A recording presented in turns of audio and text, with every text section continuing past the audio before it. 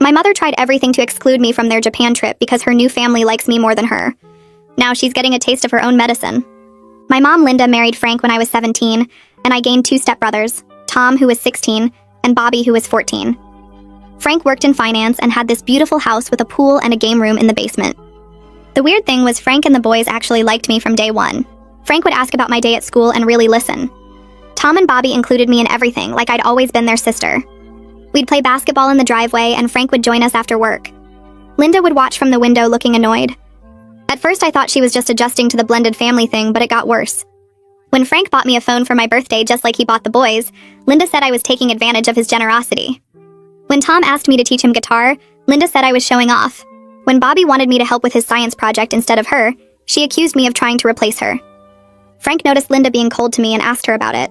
She said I was having trouble accepting her happiness and needed time. That was a complete lie, but Frank trusted his new wife. The boys kept inviting me to stuff, and Linda kept making excuses why I couldn't go. She'd suddenly remember I had chores when they went to the movies. She'd say I was grounded for something tiny when Frank took them to baseball games. She'd claim I was sick when they went out to dinner. I'd find out later when the boys asked why I didn't come. The Japan trip was Frank's idea for our first family vacation. He announced it at dinner, and the boys started planning everything we'd do together. Linda smiled and said it would be perfect for the 4 of them. Frank corrected her and said 5, all of us. Linda's face twitched, but she agreed. For 3 months, we planned as a family. I learned basic Japanese phrases to teach Bobby. Tom and I researched places to eat since we both loved trying new food. Frank let me help book hotels since I was good at finding deals. Linda just watched and said nothing. 2 weeks before the trip, Linda told me I wasn't going. She said Frank's mom was sick and someone needed to stay with her.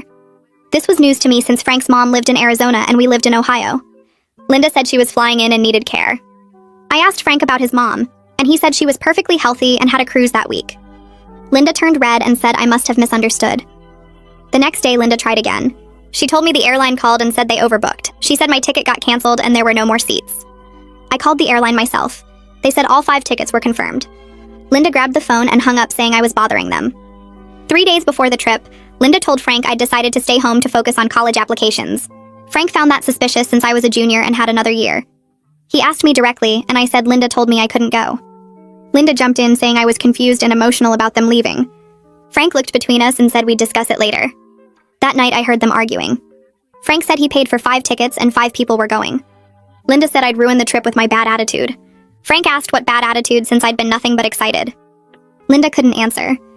The morning of the flight, Linda told me the taxi was full and I'd have to meet them at the airport. Then she gave me the wrong